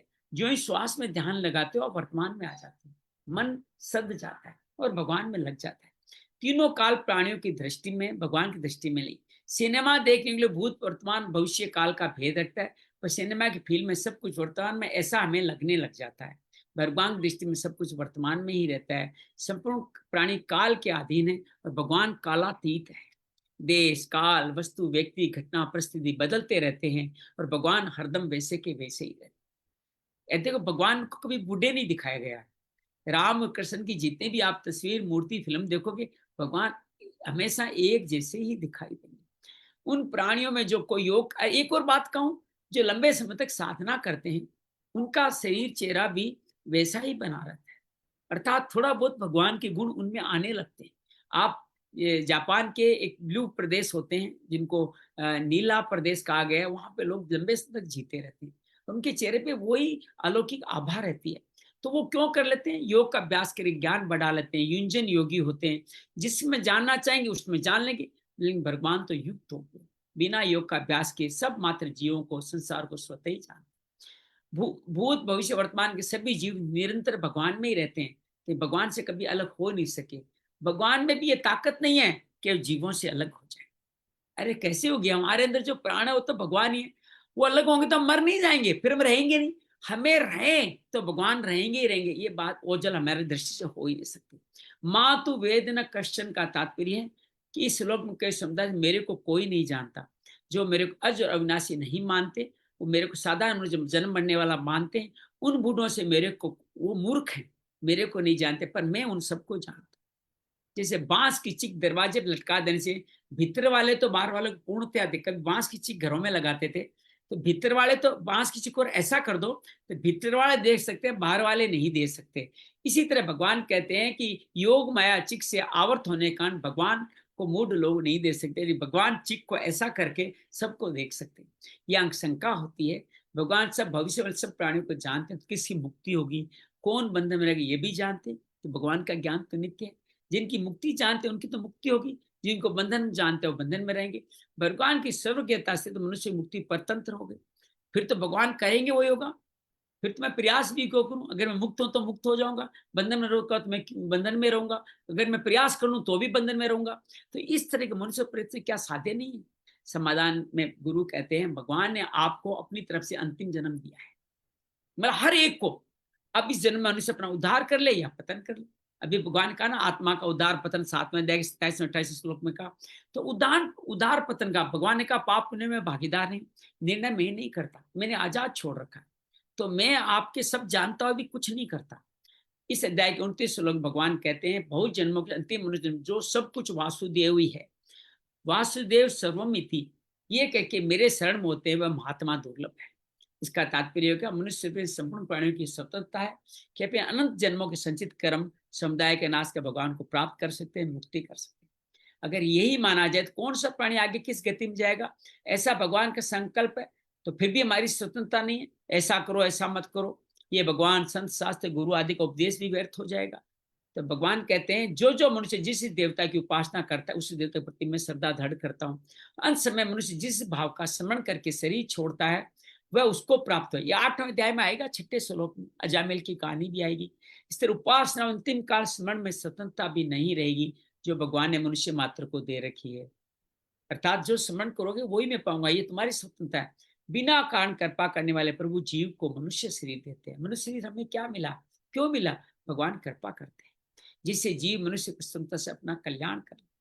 कबहु कर करुणा नर देही, देत इस बिनु हेतु स्नेही। 11वां अध्याय भगवान ने अर्जुन से कहा, मये वेते निहिता पूर्व में निमित्त मात्र भव शवि साचिन, ये सब मेरे द्वारा पहले ही मारे जा चुके हैं, तुम केवल निमित्त बन जा। विवेक उद्धार की पूर्ति की भगवान सामग्री करते कहते तो अपना उद्धार कर ले, उद्धार का निमित्त मात्र बन जा, मेरी कृपा तेरे साथ है। इस मनुष्य रूप नौका को पाकर गुरुदेव जी नमन है। मेरी कृपा रूपी अनुकूल हवा से जो भव सागर को नहीं करता, अपना उद्धार नहीं करता, वो आत्महत्या करता है, वो आत्महत्यारा है। जो मेरी जन्म का सदुपयोग नहीं करता, वो आत्महत्या करना का तात्पर्य क्या है, दोबारा जन्म लेना, और वो जन्म भी अधोगति में लेना, ये बड़ी आत्महत्या है। मयानुकुले न स्वातिरितम पुमान भवाब्दिन तरेत से आत्मा। गीता में भी भगवान ने कहा है, जो परमात्मा को सब प्रकार संपूर्ण से परिपूर्ण देखता है वो अपनी हत्या नहीं करता। एक बार सब में गुरुदेव जी मैंने भगवान दे लिया, अब मैं आत्महत्या नहीं कर सकता, मैं हत्या नहीं कर सकता, वो परम गति को प्राप्त होता है, सिद्ध होता। मनुष्य प्राप्त होने पर उद्धार करने का अधिकार सामग्री हमें पूरी सामग्री है, जो एक पालन नहीं करता वो आत्महत्या करता है। हमारी मुक्ति स्वतः सिद्ध है। मनुष्य के लिए खास बात है कि जो सामग्री दी है, सामर्थ्य समझ, उसका मैं दुरुपयोग नहीं करूंगा, भगवान के सिद्धांत के विरुद्ध नहीं चलूंगा। अटल निश्चय कर ले और निश्चय पर डटा रहे, और कभी असामर्थ्य का दुरुपयोग हो जाए तो मन में उसकी जलन पैदा हो जाए, और भगवान से, नाथ मेरे से गलती हो गई, अब ये गलती कभी नहीं करूंगा, हे नाथ ऐसा बल दो जिससे मैं आपके सिद्धांत के विपरीत नहीं चलूं। भगवान से क्या मांगे, ऐसा बल दो मैं आपके सिद्धांत पे चलूं। और कभी गलती हो जाए तो उसका प्रायश्चित हो जाने पे भगवान से इस तरह मदद मिल जाती है। मनुष्य का असामर्थ्य दो तरह से होता है। एक असामर्थ्य वह कर ही नहीं सकता, जैसे किसी नौकर से कोई मालिक है, तुम इस मकान को उठा के 1 मील दूर ले जाओ, तो वो कर ही नहीं सकता, इसके असामर्थ्य में है।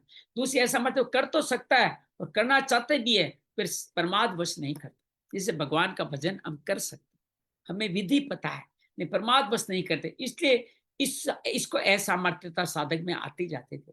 भगवान साधक भगवान से इसको क्या कहे, हे नाथ मैं ऐसा प्रमाद कभी नहीं करूं, ऐसी मुझे शक्ति प्रदान। मैं हमेशा आपका भजन करता हूँ। देखो मैं आज की सुबह की कहानी गुरुदेव जी बताता हूँ। मैं 5 बजे रात को थोड़ा बाहर गया था, अलवर वगैरह गया था। वहां से 5 बजे लेट आया, 5 बजे ठीक अलार्म बजा, उठ गया। उठ करके मैंने अपनी साधना शुरू कर दी बिस्तर वाली। लेकिन पता नहीं कब मन भटका और कब मैं एक विषय के चक्कर में आया। कल भारत क्रिकेट में जीता नहीं जीता, ऐसे करते करते इस मोबाइल के चंगुल में ऐसा फंसा कि अच्छी अच्छी बातें देखते हुए भी मेरा 45 मिनट 1 घंटा खराब हो गया। तो भगवान से कहें, हे प्रमाद, मेरे में क्या आया? प्रमाद आया। ये प्रमाद मैं कभी नहीं करूं, ऐसी मेरे को शक्ति प्रदान कर। ये भगवान से प्रार्थना करें। तो अगर 1 घंटा मेरा बच जाता तो मैं आज बहुत शांति से अपनी साधना को और लंबा करता, बहुत सारे अन्य कार्य कर पाता। भगवान की स्वतंत्रता के कारण ही भगवान ने संकल्प कभी कर ही नहीं सकते कि इस जीव के इतने जन्म होंगे। हमें स्वतंत्रता मिली है, हम जब चाहे कल्याण कर सकते हैं। चर अचर अनंत जीवों के लिए भगवान ने संकल्प नहीं करते कि उनके अनेक जन्म होंगे, ऐसा भी नहीं करते। हाँ, ये बात जो मनुष्य से प्राणियों के पीछे परंपरा से कर्म फलों का तांता लगा, बार बार जन्मते मरते रहते हैं। अन्य 24-84 लाख योनियों की बात हो रही है। इस परंपरा में पड़े हुए जीवों को कोई जीव किसी कारण से मनुष्य शरण में या किसी भी अन्य योनि में, कई बार अन्य योनि के प्राणी भी प्रभु चरणों की शरण में हो जाते हैं। भगवान अनंत जन्मों के पापों को नष्ट उनका भी कर देते।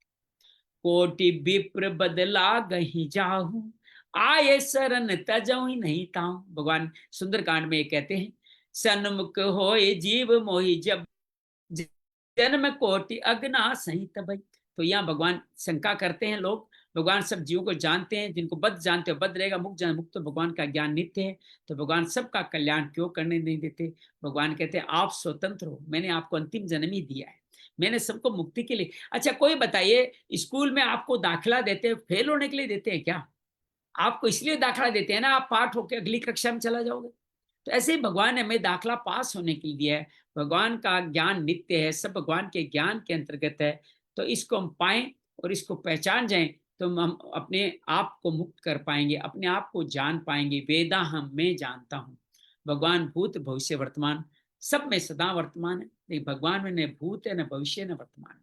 भगवान का वर्तमान मना काल के अधीन नहीं है, भगवान कालातीत है। काल ने भगवान की दृष्टि में, न महात्मा की दृष्टि में। तो भगवान का है भगवान प्रति, तो भगवान ही वर्तमान। भगवान कहाँ मिलेंगे? वर्तमान में। भूत में जाओगे तो आपको क्या मिलेगा? पुराने बातें याद, एक दुख मिलेगा। भविष्य में जाओगे तो अवसाद चिंतन मिलेगा। ये दोनों ही भगवान नहीं है। भगवान प्रसन्नता है, खुशी है, आनंद है जो वर्तमान में। भगवान वर्तमान में श्वासों पे ध्यान रखते हैं, हमेशा वर्तमान में। 27वां श्लोक में भगवान कहते हैं कि मुझे कोई भी नहीं जानता। तो भगवान को नहीं जानने के पीछे कारण क्या है? क्यों नहीं जानते भगवान को? क्यों नहीं मुक्ति के पाए? पहले तो योग माया एक कारण बता दिया, उससे जुड़ा हुआ दूसरा कारण बताते हैं।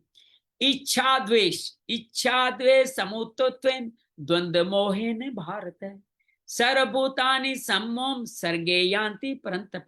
हे भरतवंश, परंतप अर्जुन कहते हैं इच्छा और द्वेष से उत्पन्न, इच्छा कामना, और फिर उसके नहीं मिलता है तो द्वेष। तो राग और द्वेष दोनों की बात करते हैं। वो द्वंद्व मोह से जो मोहित हो जाता है, वो संसार में अनादि काल से मूढ़ता को जन्म मरण, कोई बार बार जन्म मरण जन्म मरण जन्म मरण को प्राप्त होते, पुण्यसी जन्म मरणम पुण्यसी जन्म, यही करते रहते हैं। इच्छा देश सोमते सर्ग यान्ति परंतप। इच्छा और द्वेष से द्वंद्व मोह पैदा होता है। द्वंद्व मतलब क्या करूं क्या नहीं करूं, और फिर मोहित हो जाते हो और भगवान से विमुख हो जाते हो। उस कारण से बार बार संसार में जन्म लेना पड़ता है। संसार में केवल भगवान लगने की आवश्यकता है। भगवान लगने की सबसे बड़ी बात है क्या? विवेक प्रदान। हम मनुष्य हैं, मनुष्य की प्रवृत्ति निवृत्ति पशु पक्षियों के अपने विवेक के अनुसार होनी चाहिए। हम विवेक को महत्व नहीं देके राग द्वेष को प्रवृत्ति निवृत्ति कर, जिससे उसका पतन होता है। मनुष्य की 2 मनोवृत्तियां, एक तरफ लगाना और एक तरफ से हटाना। मनुष्य की परमात्मा अपनी वृत्ति लगानी है, संसार से अपनी वृत्ति हटानी है। परमात्मा से प्रेम करना है, संसार से वैराग्य करना है। हम उल्टा करते हैं, परमात्मा से तो वैराग्य करते हैं, संसार से प्रेम कर लेते हैं। तो इन दोनों वृत्तियों के कारण जब मनुष्य केवल संसार में लग जाता है तो प्रेम और वैराग्य किसे बदल जाएंगे? राग और द्वेष से बदल जाएंगे। यही भगवान की तरफ क्या होगा? प्रेम वैराग्य। संसार की तरफ क्या होगा? राग और द्वेष। और मनुष्य संसार में उलझ जाता है, संसार से विमुख हो जाता है, भगवान से सर्वथा विमुख होता है। तो भगवान पे चलने का अवसर ही नहीं मिलता। वो सत्संग की बातें भी सुनता है, शास्त्र भी पढ़ता है, अच्छी बातों विचार भी करता है, मन में अच्छी बातें पैदा हो जाती है, वो उनको ठीक भी समझता है, पर फिर भी राग के कारण ये बात गहरी बैठी है। मुझे तो संसार अनुकूलता को प्राप्त करना है, प्रतिकूलता को हटाना है, मेरा खास काम है, इसके बिना मेरा जीवन निर्वाह नहीं होगा। दृढ़ता से राग द्वेष को पकड़े रहता है, ये राग द्वेष दो रूप को नहीं छोड़ता, परमात्मा तरफ नहीं चल पाता। दोनों में उसका राग मुख्य रूप से एक ही विषय में जाए तो भी ठीक है। जैसे भक्त बिल्व मंगल की चिंतामणि नामक वेश्या में एक राग लग गया, उसकी वृत्ति संसार से तो हट गई, केवल वेश्या में लग गई। जब वेश्या ने ये ताड़ना दी, ऐसे हाड़ मास के शरीर के प्रति तू आकृष्ट है, तो भगवान भी आकृष्ट हो, तेरा निहाल हो जाता। यही बात तुलसीदास को उनकी धर्मपत्नी ने, और कहते हैं कालिदास को भी उनके घर से ऐसा ही कहा गया। भगवान में आकृष्ट निहाल हो जाता तो तुरंत उन्हें, देखो पहले आपकी निष्ठा सबसे आपने एक गलत कार्य में कर दी, और वो वेश्या में भगवान उत्पन्न हुए और कहा कि मेरे इस हाड़ मास के शरीर में इतना उल्लेख है जो मर जाने वाला है, तो ये सारी वृत्ति तुम मेरे में लगा सकता है तो भगवान में भी लगा सकता है। इस तरह से वो भगवान में उद्धार हो गया। गोपियों का भगवान में राग हुआ था, लेकिन राग भी कल्याण करने वाला हो गया। शिशुपाल ने भगवान के साथ एक तरफा वेर द्वेष किया, तो वेर पूर्वक भी भगवान का चिंतन करने से उसका कल्याण हो गया।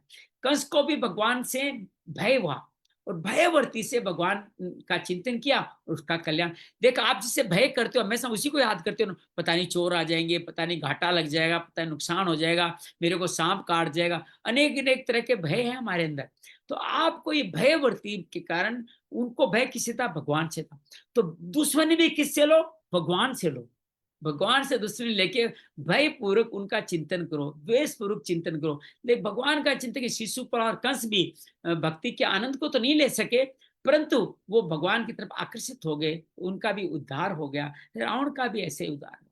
रावण जानता था मेरा ऐसे उद्धार हो सकता है, इसलिए जानबूझ के उसने दुश्मनी मोड़ ली। ये भी कारण था।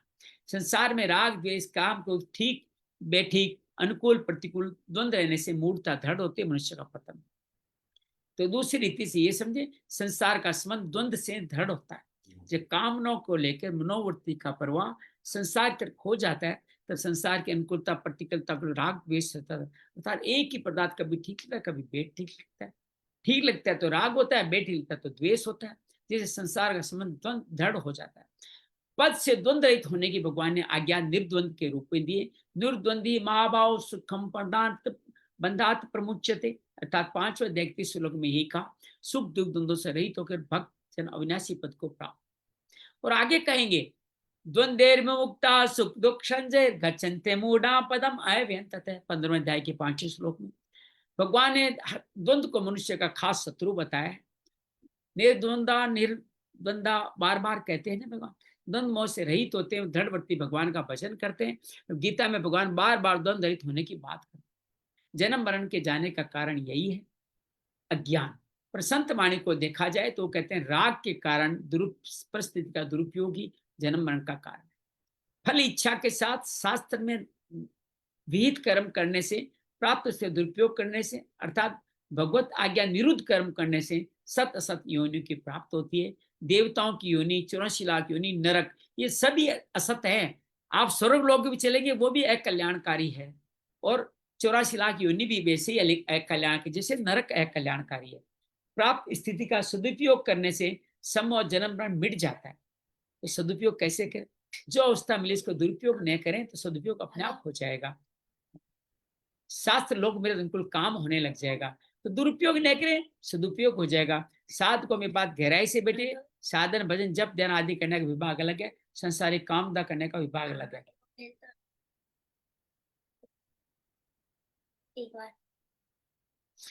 ओके, इन दो विभागों का साधक भजन। देखो, मेरा भक्त है तो मेरा भगवान इसकी तरफ देखना पड़ता है। ये मेरा पोता है, ये मुस्कुराता रहता है, आज छुट्टी का दिन है, ये पार्थ है मेरा। ये पार्थ जिसको कहानी सुना रहा हूँ, ये पार्थ वही है। ये पार्थ मेरे साथ बैठा है।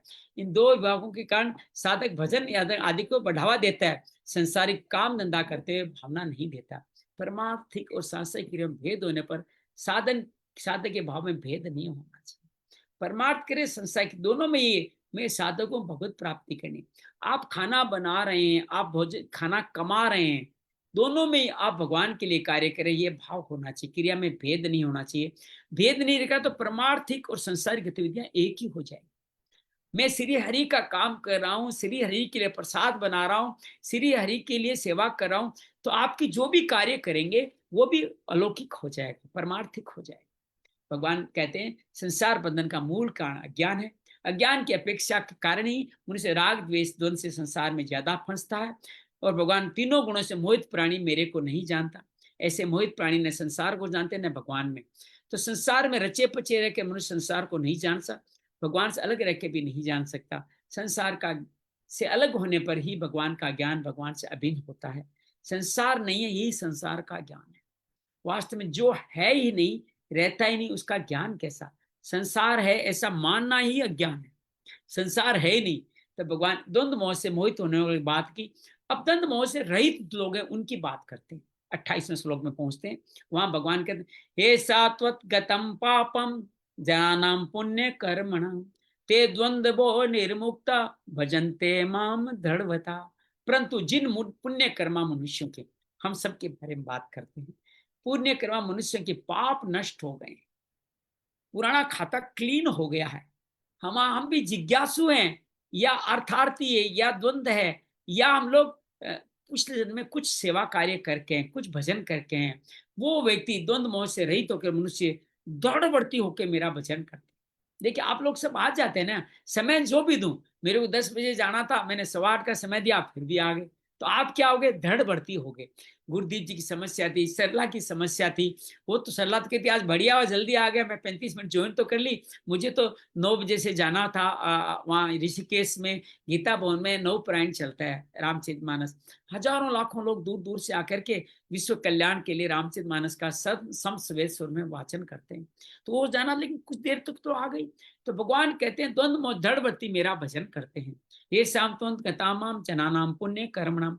द्वंद्व मोह से मोहित व्यक्ति तो भजन नहीं करते, ये द्वंद्व मोह से मोहित नहीं, वो भजन करते हैं।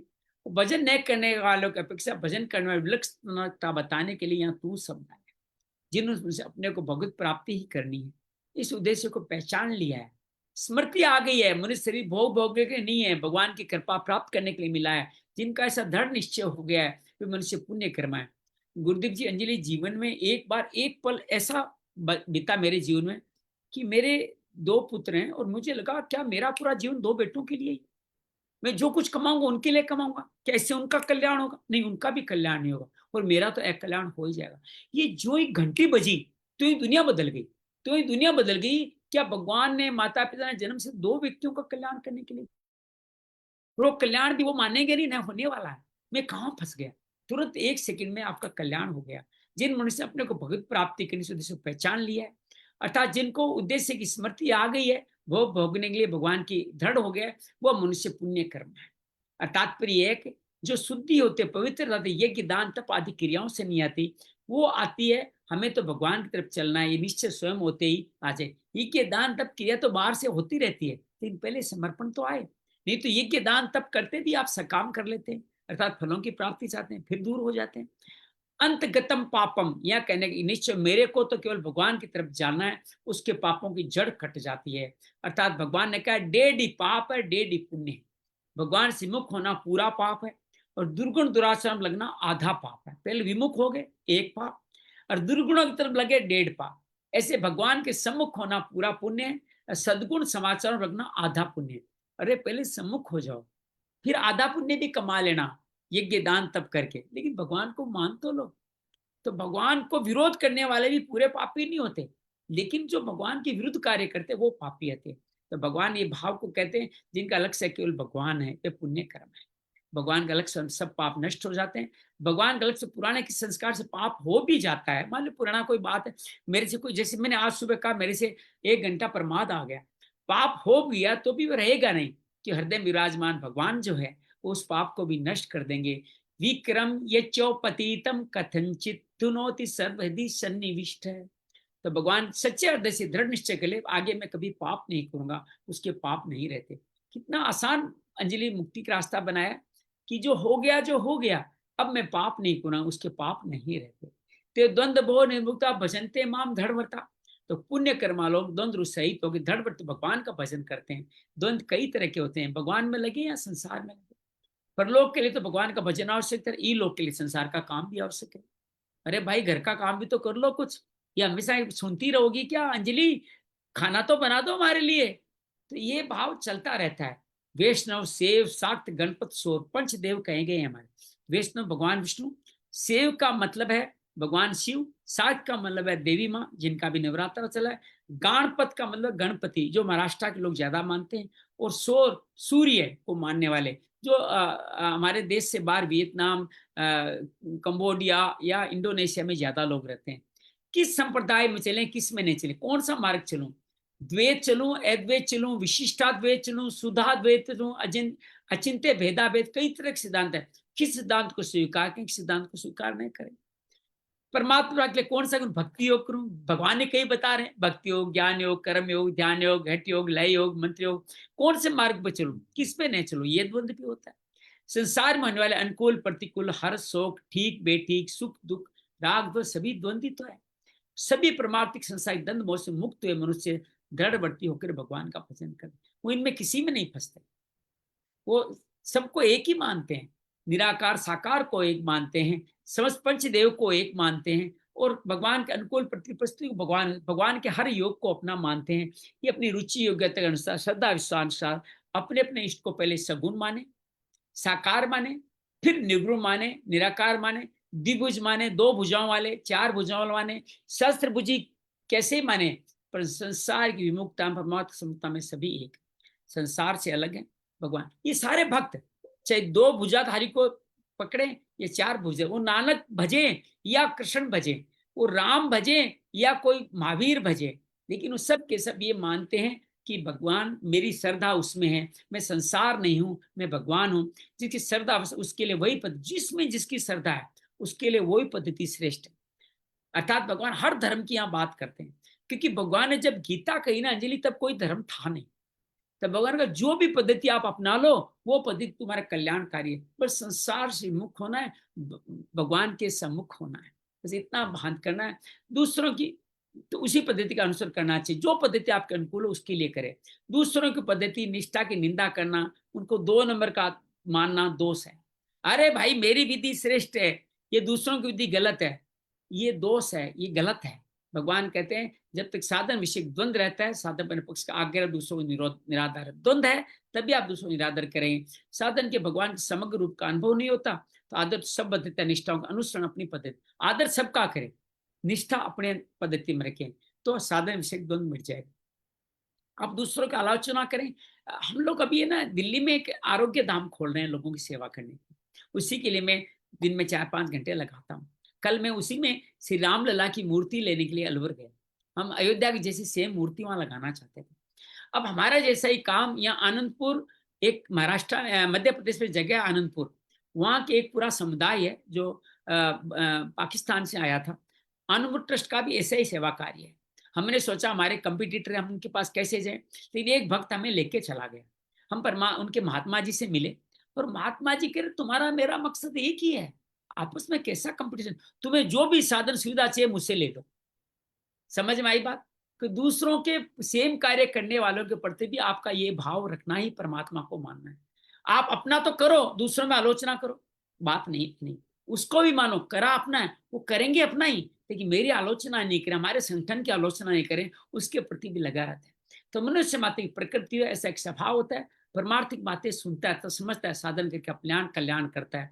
मनुष्य जन्म की सफलता इसी में, पर जो व्यवहार में आता तब ऐसा सोचता है साधन भजन से क्या होगा, संसारिक काम भी तो करना पड़ेगा, संसार बैठे हैं, चीज वस्तु की आवश्यकता पड़ेगी, उसके बिना काम कैसे चले। ये भगवान के प्रति असंशय है, संशय बना दिया आपने। अरे भगवान का भजन करो तो भगवान सब कुछ देंगे ना, जिनकी आप नौकरी कर रहे हो वो वेतन देगा, ऐसा क्यों मन में संशय है, ये कलमश क्यों आता है कि अब मेरा जीवन कैसे चलेगा। अरे भगवान चलाएंगे, उनके प्रति समर्पित किया।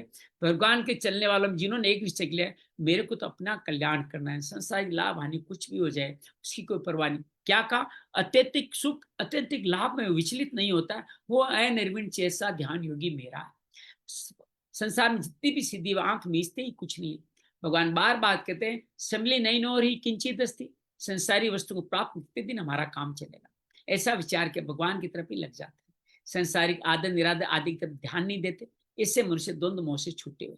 दृढ़ बढ़ता कहने का तात्पर्य केवल परमात्मा की तरफ ही चलना है, और कोई लक्ष्य नहीं है। परमात्मा द्वैत है कि अद्वैत है, शुद्ध द्वैत है, विशिष्टा, सगुण, त्रिभुज, चतुर्भुज, हमें कोई मतलब नहीं है। ऐसे ही गजेंद्र मोक्ष में भगवान ने कहा था, जो कोई ईश्वर प्रचंड वेग से दौड़ते हुए इस सांप से भयभीत होकर मेरे शरण में भय की रक्षा करता है, जिसको मृत्यु भी, तो उसी की मैं शरण ग्रहण करता हूँ। जो मुझे रक्षा करे उसकी शरण करेंगे। कैसी परिस्थिति भेजे, कहाँ भी रखे, कैसे भी रखे, हमें कोई मतलब नहीं है। हमें तो केवल परमात्मा की तरफ चलना है। ऐसे दृढ़वर्ती हो जाए। तीन बातें, परमात्मा कैसे हैं, जीव कैसा है, जगत कैसा है। तीन संशय, परमात्मा कैसा है देखा नहीं, जीव में मेरे अंदर क्या है मुझे नहीं पता, ये जगत कैसा है। तो उनके एकदम सीधा उत्तर, परमात्मा है, वे कहाँ रहते हैं, क्या करते, आदि से हमें कोई मतलब, सिर्फ इतना मान ले परमात्मा है। हमें तो परमात्मा से मतलब, जीव क्या है उसका क्या स्वरूप, हमें कोई मतलब नहीं। हम इतना ही पर्याप्त कि मैं हूँ, जगत कैसा है, ठीक है बेटे, हमें से कोई मतलब नहीं, मैं तो हूँ। हमें तो इतना समझना पर्याप्त, जगत त्याज्य है, इसका त्याग करना है। त्याग पर ये संसार, परमात्मा की तरफ चलना है, संसार को छोड़ना है। हमें चलना है, हमें संसार से विमुख होकर परमात्मा विमुख होना है। यही संपूर्ण दर्शनों का सार, यही धड़वर्ती होना है। भाव ये न रहे, न तो निर्गुण का ज्ञान है, न सगुण के दर्शन में। मानव संसार निरंतर नष्ट हो रहा है, निरंतर अभाव में जा रहा है। सब देश काल वस्तु सब में एक परमात्मा है, ऐसा मान के दृढ़वती होकर भजन करते हैं। भगवान के प्राय नहीं, उनका भजन है। शास्त्रों में, संत वाणी में, गीता में बार बार आता है, पापी मुनि से भगवान में प्राय नहीं लग पाते। ये स्वाभाविक नियम है। पर तो वास्तव में कितने ही पाप किए हो, भगवान से मुक्त कर ही नहीं सकते। कोई जीव साक्षात भगवान का अंश है, उसकी शुद्धि पापों से आच्छादित है। पाप ने ढक रखा है, लेकिन भगवान अंदर है। दुराचारी भी दुराचार छोड़ के भगवान के भजन में लग जाए तो बहुत जल्दी धर्मात्मा होता है। 9वें अध्याय में कहेंगे, क्षिप्रम जल्दी भवती धर्मात्मा। तो मनुष्य कभी ऐसा नहीं मानना चाहिए कि पुराने पापों के कारण मेरे से भजन नहीं हो रहा है। पुराने पाप केवल प्रतिकूल परिस्थिति का फल देने के लिए, भजन में बाधा देने के लिए नहीं होते। अन्य अन्य पाप नष्ट, स्वभाव सुधर जाएगा, ये नियम नहीं है। 84 लाख योनियां नरक भोगते, पाप तो नष्ट होते हैं पर स्वभाव नहीं सुधरता।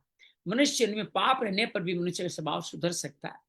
जैसे पापों करने से उनके फल रूप में प्रतिकूल परिस्थिति, बीमारी आदि आती है, पर सत्संग में साधन प्रायण होने से, अहंता परिवर्तन से परमार्थिक साधन का स्वभाव सुधर सकता है। प्रतिकूल परिस्थिति के पाप नष्ट हो जाते हैं। प्रतिकूल परिस्थिति किस लिए आती है, हमारे पापों को नष्ट करने के लिए।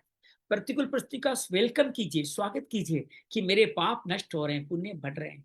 ऐसा मान लिया जाए तो पापों का भजन नहीं होता। तो अपनी चेत दुराचारों भजते माम नन्य भाग, भगवान ऐसा क्यों कहते। दुराचार से दुराचारी मनुष्य अनन्य भाव से मेरा भजन करता है, तो ये कहना बनता ही नहीं था। पापों के कारण अगर भजन ध्यान में बाधा लग जाए तो बड़ी मुश्किल हो जाएगी, कि बिना पाप के कोई प्राणी है ही नहीं। पाप है तभी तो मनुष्य जन्म है। पाप पुण्य से मनुष्य शरीर मिलता है। इससे सिद्ध होता है पुराने पाप भजन में बाधक नहीं बनते। जो दृढ़वर्ती पुरुष भगवान के शरण होकर भगवान वर्तमान भजन लग जाते, पुराने पापों का अंत हो जाता है। उन्हें सिद्ध भजन करने के लिए बना है।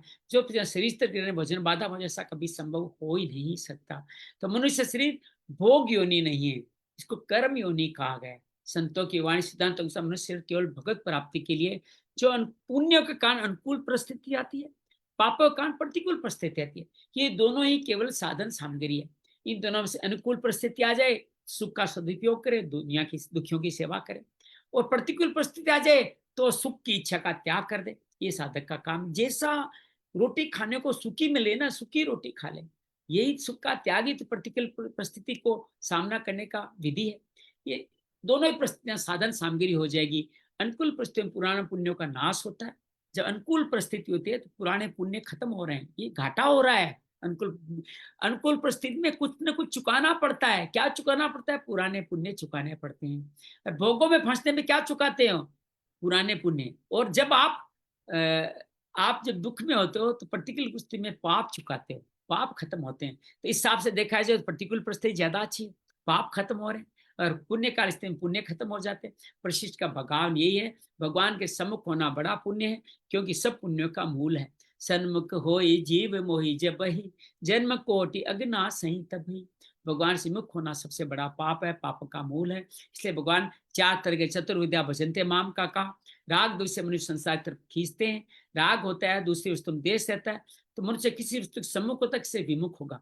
मनुष्य के भीतर राग द्वेष से भगवान से सम्मुख हो ही नहीं सकता, राग द्वेष बना रहता है। तो दृढ़वर्ती होकर के वो भगवान में लग जाए तो उसका कल्याण हो जाएगा।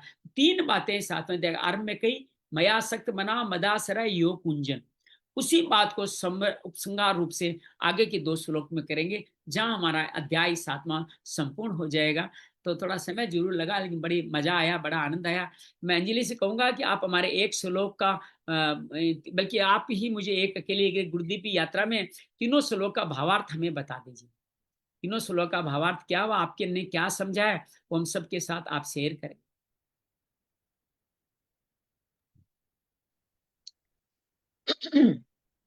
वेदाहं समतीतानि वर्तमानानि चार्जुन भविष्याणि च भूतानि मां तु वेद न कश्चन इच्छाद्वेषसमुत्थेन द्वन्द्वमोहेन भारत सर्वभूतानि सम्मोहं सर्गे यान्ति परन्तप येषां त्वन्तगतं पापै जानानं पुण्यकर्मणां ते द्वन्द्वमोह निर्मुक्ता भजन्ते मां दृढव्रताः।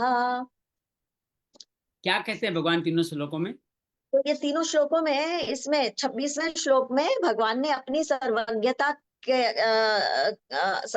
के बारे में अर्जुन बताया है कि अर्जुन पूर्व में व्यतीत हुए और वर्तमान में स्थित और जो आगे होने वाले सब भूतों को मैं तो जानता हूं, परंतु मुझको कोई भी श्रद्धा भक्ति रहित जो पुरुष है वो नहीं जानता। बहुत बढ़िया, बहुत बढ़िया। जिसमें श्रद्धा नहीं है वो नहीं जानता मुझे। फिर आगे वो अपने को जानने के बारे में बताते हैं कि क्योंकि जो संसार में इच्छा और द्वेष से उत्पन्न जो सुख दुख आते हैं, इच्छा द्वेष से जो हमारे जीवन में जो सुख दुख आते हैं, वो एक द्वंद का रूप है, उसके मोह में हम पड़ जाते हैं। तो ऐसे जो संपूर्ण प्राणी हैं वो अत्यंत अज्ञानता को प्राप्त होते हैं। और लेकिन निष्काम भाव से जो श्रेष्ठ कर्मों का आचरण करने वाले जो लोग हैं और जिनके पाप नष्ट हो गए हैं, वे राग द्वेष जनित जो द्वंद्व उनके मन में चलता है, उस मोह से वो मुक्त हो जाते हैं और दृढ़ निश्चयी भक्त ही मुझे भजते हैं। प्राप्त करते हैं, मुझे भजते हैं। बहुत जी, बहुत जय श्री बहुत कृष्ण। सुंदर। आइए आंखें बंद करके तीनों श्लोकों को समझे, चेहरे पे सुंदर सी मुस्कान ले आए, श्वास पे ध्यान ले जाएं। श्वास ही प्राण है। भगवान वर्तमान में है, हम भी वर्तमान में हैं। श्वासों पे ध्यान ले जाने से वर्तमान में आते हैं और भगवान को अच्छी तरह से समझ पाते हैं। भगवान की जन्म काल बहुत लंबा है, कई अरबों खरबों वर्षों का है। तो भूत में हुए हैं वो भी उनके काल में हुए हैं, वर्तमान भी उनके काल में हो रहा है, और भविष्य में जो होंगे वो भी उनके काल में होंगे। इसलिए वो तीनों को जानते हैं हम। लेकिन भगवान वर्तमान में रहते हैं, अर्थात हम सबके लिए सुलभ रहते हैं। फिर हम भजन क्यों नहीं कर पाते? कामनाओं की आसक्ति, इंद्रिय मोह कारण से जो मिल गया उसके प्रति राग, जो मिल नहीं मिला उसके प्रति द्वेष, ये द्वंद्व मोह से मोहित होकर के हम भगवान का भजन नहीं कर। ये मोह हमें भगवान में लगाता ही नहीं। लेकिन भगवान के प्रति एक पर्दा आया है मोह का, लेकिन भगवान है, रहेंगे उस पर्दे के पीछे। हम उस पर्दे को जब जब हटा देंगे, दुराचार से दुराचारी, पापी से पापी व्यक्ति उस पर्दे को हटा करके अन्य भाव से भगवान को बचेगा तो भगवान को पा लेगा। लेकिन वो व्यक्ति कौन होंगे जो भगवान को बचेंगे? वो दृढ़व्रती होंगे। भगवान के सिवा और कोई नहीं। मैं भगवान का हूँ, भगवान मेरे। मैं जो भी कार्य कर रहा हूँ भगवान का कर रहा हूँ, भगवान का प्रसाद ले रहा हूँ, भगवान की ही सेवा कर रहा हूँ। ये दृढ़व्रती कौन होंगे? जिनके पूर्व जन्म के कर्म पुण्य होंगे। वो जल्दी ही कोई पाप भी हो जाएगा तो वो पाप भी मुझे समर्पित कर देंगे, मुक्त हो जाए। भगवान ने बड़ा सुंदर कहा, अनुकूल परिस्थितियों में पुण्य व्यय होते हैं, प्रतिकूल परिस्थितियों में पाप व्यय होते हैं। भगवान जब भी प्रतिकूल परिस्थिति देते हैं हमारा कल्याण करते हैं, हमारे पापों को संपूर्ण नाश करने का यही उपाय वो अपनाते हैं। अनुकूल परिस्थिति का सदुपयोग करें। अनुकूल परिस्थिति का सदुपयोग है दुखियों की सेवा में लग जाना। प्रतिकूल परिस्थिति का सदुपयोग है सुखों की कामना न करना। भगवान हमें मुक्त करते हैं, हमें दृढ़ व्रति बताते हैं कि आप मेरा भजन करो, मेरे मयासक्त मना मदाश्रय युंजिन होकर के मुझ में लग जाओ। यही भगवान इस अध्याय का ज्ञान विज्ञान सार स्वरूप देते हैं। शांति शांति शांति। जय माँ भगवत गीते, जय जय माँ भगवत गीते। हरिय कमल विहारिणी, हरिय कमल विहारिणी, सुंदर सुपुनीते। जय जय माँ भगवत गीते। दया सुधा बरसावनी, मातु कृपा कीजे, मातु कृपा कीजे। हरिपद प्रेम दान कर, हरिपद प्रेम दान कर, अपनों कर लीजे। जय जय माँ भगवत गीते। योगेशं सच्चिदानंदं वासुदेव रज प्रियं धर्म संस्थापकं वीरं कृष्णो वंदे जगद्गुरुं। श्री कृष्ण वंदे जगद्गुरुं। शांति शांति शांति। सबका बहुत सारा आभार कि हम विपरीत समय में भी आज का ये कार्य पूरा कर पाए। और 7वां अध्याय बहुत अद्भुत है। गुरुदेव जी भी हमारे साथ जुड़े हैं, बाहर का कार्य करते रहे भी आपका व्यवहार। कल हम 7वां अध्याय संपूर्ण कर लेंगे। नवरात्रों में हमारा 7वां अध्याय संपूर्ण हो जाएगा, पितृपक्ष से नवरात्रों तक। तो बड़ा सुंदर कार्य हो रहा है। कल हम माँ कात्यायनी के शरण में जाएंगे। आज माँ स्कंद माता को श्रवण किया जो विशुद्धि चक्र में स्थित है, जो हमारा कल्याण करती है, जो हमारे संतानों के प्रति हमारा जो फर्ज है उसको निभाते, संतान उत्पत्ति के प्रति और उनके में संस्कार डालने के प्रति। ये स्कंद माता की कृपा से। बहुत बहुत धन्यवाद। बहुत बहुत आनंद रहे, मस्त रहे, खुश रहे।